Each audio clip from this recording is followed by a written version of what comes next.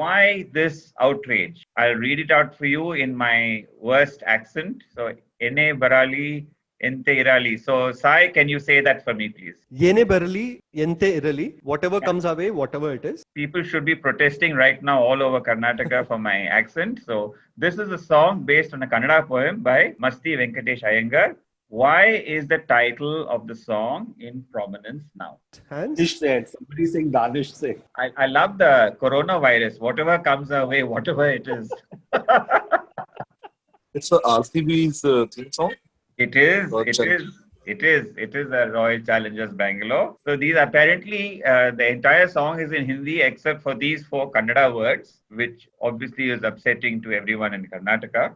So RCB released its anthem recently, which is primarily in Hindi and English, and it has only 4 words in Kannada. And a lot of fans from Karnataka, including Dodda Ganesh, the former test cricketer, said that this outrage is a genuine one. Just like how the Chennai IPL team adds local flavor with its Tamil songs, RCB fans also are asking for a Kannada song, and this is a justified. Interestingly, there are at least 2 other teams which have songs in their local languages. Kolkata has at least 1 song, which is the most famous one being, can anybody in the participants take a guess? Lordbo Jeet Bore. Tell us a little bit about David Warner. So David Warner obviously plays for the Sunrisers Hyderabad, and he has been dancing to Allu Arjun songs on TikTok. He's now become a TikTok celebrity as well. So it was not exactly about RCB, it's about David Warner. So his most famous dance as of now is like the Butta Bomma song from the Ala Vaikuntapuram movie of Allu Arjun. So everybody's now, it has become a meme on social media after whenever SRH loses a match, they're making a meme out of it saying David Warner is dancing and he's not playing. Okay. Oh. So which fictional character gives his name to India's first paper strip test to detect COVID-19? Our scorers are going to have a good time now. Shaktiman is a good guess. Chacha COVID. And something Jasoos is also there. Yeah, it's Feluda. It is Feluda, that's right. So oddly enough, it is apparently developed by CSIR along with the Tata Group. Although we all know where the title Feluda comes, but officially it's an acronym. Let me read it out for you. It's impossible to remember this. FNCAS 9 Editor Limited Uniform Detection Assay. I think we'll skip all that and just say this is Feluda. There are a couple of other detectives whose names are being thought of for other treatments or investigations associated with COVID. Someone had come up with, we should maybe use Ganesh Ghote's name, who's also a famous detective by HRF Keating. Then I saw the names of the scientists, they belong to a particular state, which would also explain Feluda. Yes. In fact, one of the virologists' names, interestingly, is Upasana Ray. No relation, to Satyajit Ray. No relation, is it? No, but I think if you have to pick a detective, it would be Feluda, right? Because he's the most well-known. I remember seeing Shonar Kella in my childhood.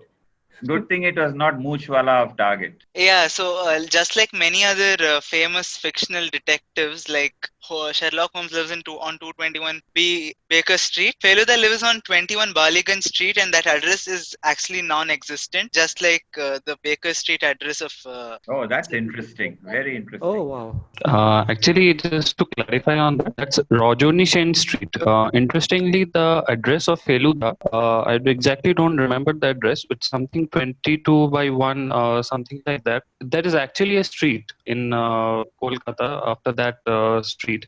Interestingly, actually in reality, there are houses number 21 and 23, but just 22 houses missing from that street. I remember first seeing Feluda in Shonar Kella when we were in school in Calcutta. Then I remember seeing that film. It's the same one where they read Tintin comics, if I'm not mistaken. Pardon? One of the characters reads Tintin comics. Yes, I think there was some reference to Tintin also in there are these comics which have been issued on Feluda, the 8 of them in the style of Tintin, by Subhadra and Tapas Guho. Very nice ones. I have them all. So you see here 2 machines. The 2 machines were used to print 1,000 copies of something. They were sold for scrap. So essentially, what were these machines used for?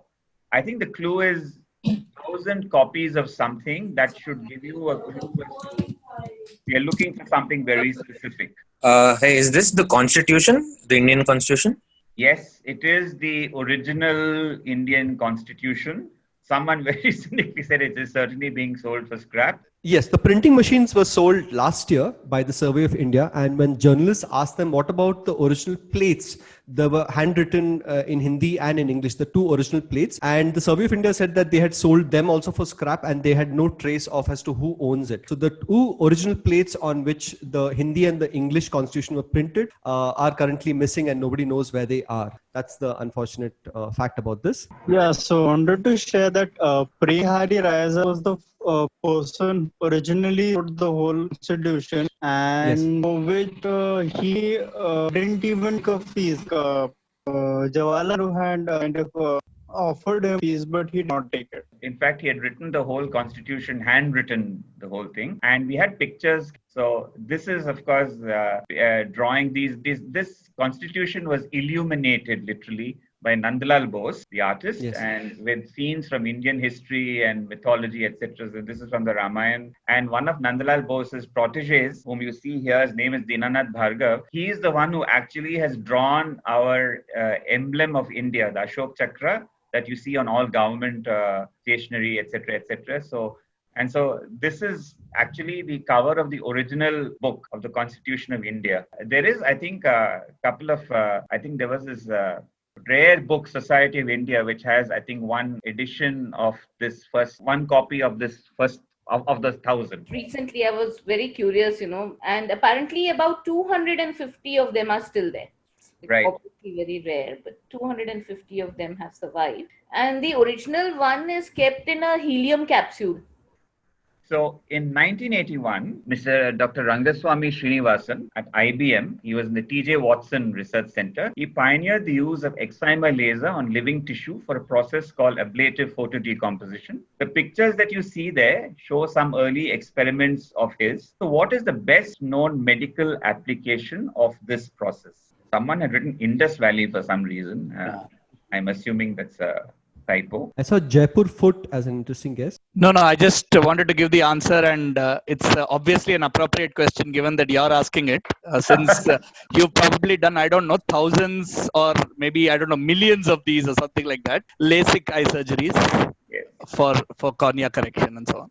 So the answer, of course, is the excimer laser to correct your power, which is the procedures are called LASIK and PRK. So apparently, I was talking to a doctor once about this corrective thing, and they said that you basically shave off part of the cornea, right, to change the focus of the lens. Yes. And they said that the Indian corneas are much thinner than, say, European corneas, so it's tougher to do this in India and often not advised. Relatively, but you don't have to worry about that, because for every patient who undergoes this, we always check the corneal thickness before we do anything. No, of course. But I think it was an interesting that the differences would come out even in, say, the thickness of cornea. There are always regional variations. Even in cataracts, Indian cataracts are very different from the ones you get in the West. I had an opportunity to interview Rangaswamy Srinivasan when I was in Shankarnetralia. And he is a very humorous person. He doesn't look like it, but he's extremely humorous. So he gave a very funny answer as to explain his premature baldness. Can you tell us what his answer was? He got it all lasered off. Must be the Madras water. Used his head too much. Due to laser, he lost his hair. Dr. Batra didn't call him. Someone very meanly said he looks like the Onida devil. Quest for 2020 vision. So a lot of interesting answers, and actually many of you are quite close to the mark. So incidentally, the day they figured out how to do this was the day after Thanksgiving. So one of the earliest tissues on which they tried out this excimer laser was on the turkey bones. From the leftover food which was lying there in the lab, they just took that and tried it out.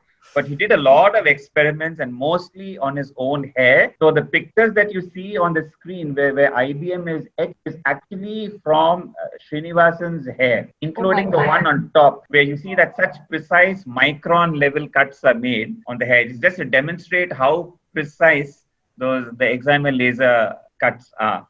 And so when we asked him what happened to his hair, he said, I've lost all my hair. One needs to keep repeating these experiments and That's where all the hair is gone. So all his hair is disappeared, but the process is all very well standardized now, thanks to Rangaswamy Srinivasan. And for all his efforts, he actually was awarded, and in 2013, he got the National Medal of Technology and Innovation. One of the very few Indians whom I know, I think the only one I know at least, who got this particular medal. And a very interesting question. Dr. Naveen is able to get access to these visuals which aren't available anywhere else. Thank you, Dr. Naveen, for this question. That's truly corporate loyalty, huh? I don't know whether I'd get it. He sacrificed his hair so that you could all see better. Okay? Yes. Akila says Balidan. Okay. All right. So next one, let's see. So Babu Singh Thakur Peda. So he fled from Unnao, UP to Karnataka and created the famous Dharwad Peda. So why did Babu Thakur Singh flee from Unnao in UP and end up in Karnataka? Lot of answers, and many of these actually I guessed the same answer. Actually. I'd guess the same answer. They banned sweets in Unnao. I think that's a good guess. That's a very different one. He wanted to marry a cousin. South, is it? Yeah, I think post 1857 revolution and Mangal Pandey being one of the leaders, I think there was the exodus of the upper caste Thakurs and Brahmins that happened. No, not that. That was actually, to be frank, that was one of the guesses we also had, but that was not the right answer. Was it the plague? Plague. Was it That's a plague. Yes, it was the plague. Yeah, it was not quite a pandemic, Ishita, at that time, so not like the one we have, but it was a outbreak of plague which caused him. I happened to go to Dharwad and eat the peda. I was not familiar with it before, and when I ate it, it really reminded me of the Mathura ka peda. I don't know how many of you are familiar with the Mathura ka peda. And there's also a saying I'd just like to share, like, Shadi to Mathura ka peda hai, jo khaye so pachtaye, jo na khaye so pachtaye. So there is a very famous saying because it's so rich. You know, it's a very common saying in Hindi. So I think this was the early 19th century is when he moved, which is exactly when the plague happened. And these sweets, when he moved to Dharwad, this was made from the milk. I mean, the buffaloes in Dharwad, right? So that's where the difference in the taste, and therefore making it extremely unique. You see, in the West, when you want to preserve milk in pre-refrigeration days, you would have cheese, which was a way where you could preserve most of the milk for, a year, 2 years, 3 years, 8 cheeses, whatever. In India, we don't really have anyway, except maybe ghee, which only uses the fat. So a peda was one way of having almost the whole of the milk preserved. And it was a very classic way of taking milk along with you when you traveled. So my grandmother, for example, she would she'd make these pedas, and wherever they needed milk, they'd just crumble it into water, heat it, and then use it for even setting, for chai or... That was really, really interesting. A whole section on travel foods, I think, which India is an expert on. I think a lot of traditional foods which people take on their travels. And this is an interesting fact that you mentioned, Archana. Thank you. Just wanted to share a fun fact from North Karnataka. Probably the lesser known neighbor of Dharwad is my hometown called Belgaum. And we have another milk-based delicacy invented by a businessman of Marwadi origin again. So it kind of relates very much to the fact which Archana kindly shared with us. It's called Kunda. And Kunda was invented when he accidentally just kept boiling the milk over and over again. And that's how we get Belgaum famous Kunda. Now that's something else for me to try. Thank you for sharing that information. What is special about these items displayed in a museum? You see a red handbag, a pair of black shoes, and a saffron colored sari. Just a guess. I think they belong to Rajiv Gandhi's assassin, Nalini? Not Rajiv Gandhi's assassin, no. Is this what Indira Gandhi was wearing on the day when she was assassinated? Is the right answer, yes. These were the clothes and her possessions, her bag and etc. she was carrying with her. In fact, she was on her way to an interview with the actor Peter Ustinov. and he was waiting for her. And of course, that interview never took place because she was assassinated on the way to the interview. I had gone for a quiz to Gargi College, and it was at about 12 noon. And as we got down and went into the college, we heard the news that she's been assassinated. And all of us, we felt so nervous. We all just got into, took an auto or whatever and went straight home. And as you were going, you could see the people streaming out of their offices, streaming out of their colleges, all on their way home because everybody was nervous. And correct. The riots, I remember standing on my roof and actually counting 10 smoke spires burning, around me. And, you would keep calling the police and nobody would pick up. It was very nerve-wracking. And I remember Peter Ustinov, who then he had to be here. And he just he couldn't believe what was happening. And he said that, who said Indians were non-violent? I remember him commenting on, that this is a total myth that Indians are non-violent. One of those things, I think I was doing my internship then, and we were in some, on the outskirts of Chennai, because that was a social and preventive medicine posting. And it happened at around noon or so, we got the news. And so some of the more mercenary chaps in our batch decided they would have a picture of Indira Gandhi there, and they put a mala and thing and started crying and all that. Of course, they had their own axe to grind, because then they said, we are all very upset. We need leave for 3 days. But I do remember Rajiv Gandhi, of course, had an infamous comment about what went on after that as well. This was one of those moments. This is one of those moments in history when we all, it's like those JFK, what were you doing when JFK was assassinated? So for people of our generation, I think, what were you doing when Indira Gandhi was assassinated, or Rajiv Gandhi was assassinated for that matter? And it's interesting to see that a lot of the international newspapers, the headlines read, Gandhi is assassinated. And this headline has probably been carried 3 times in Indian history. Question, all of you raise your hands. How many of you remember when Rajiv Gandhi was assassinated? Just curious. Yeah, I remember. I'm just trying to see what the average age of the participant. Like we say that there are no wrong guesses. Shomik said Rajiv Gandhi's remains after his assassination. This is actually the photograph that shows Rajiv Gandhi's remains. Those are his kurtas and the sports shoe that he was wearing. Or like Rupal says, Puma shoes, yes. Okay, so connect 1, 2, and 3. Wow, really quick answers coming up there. Amazing. We thought we were complicating the question, but yeah. 1 rupee. So Can you explain? Prashant Bhushan fine paid by him to the Supreme Court. And second is the 1 rupee note is actually signed by the finance secretary and not the RBI governor. Yes. And 3, basically all 3 people took rupee 1 as a salary. Is the brilliant answer to this question. Thank you for that answer. Well done. So this was one of those notes. This is the only currency note which is actually signed by the finance secretary. It was in relatively less circulation. Now I think this year, it's come back into circulation. The 1 rupee note? Yeah. February 2020, there was a Government of India order, I think, which was put out. What you see on your screen, Archana, is the latest note. So what they teach us during our induction program in RBI is that the 1 rupee note is the actual currency note. It's called Indian rupee. It's actually the 1 rupee note that is the currency note. So that's why it's signed by the finance secretary. And all the other notes are legal tenders that are referenced to this 1 rupee note. As in the other notes are basically derivatives of these notes. So if you have 100 rupee note, it means that you have 100 1 rupee notes. Oh, I see. I didn't know that. That's a really interesting bit of information there. Thank you. It first came out in 1917 with King George V's face on it. But it was mentioned there, it was a promissory note. As we know, it was first introduced by Shesha Suri, right?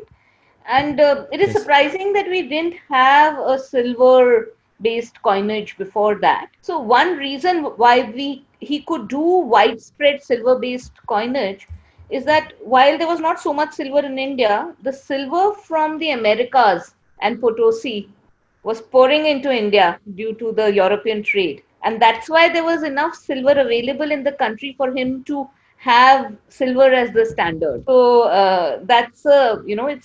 we don't realize why these things happen, but you don't realize that it is to do with American silver. All the loot these guys did, all the gold and silver, in America essentially just poured into India and China. It just came here, indirectly. Courtesy the Silk Route. Huh? Yeah, I think for a long time I thought the rupee 1 note was the one that had the Aryabhat satellite on its reverse, but then actually it features something else. It features something called as Samrat Sagar oil. Sagar Samrat, which was the offshore oil drilling. Yeah.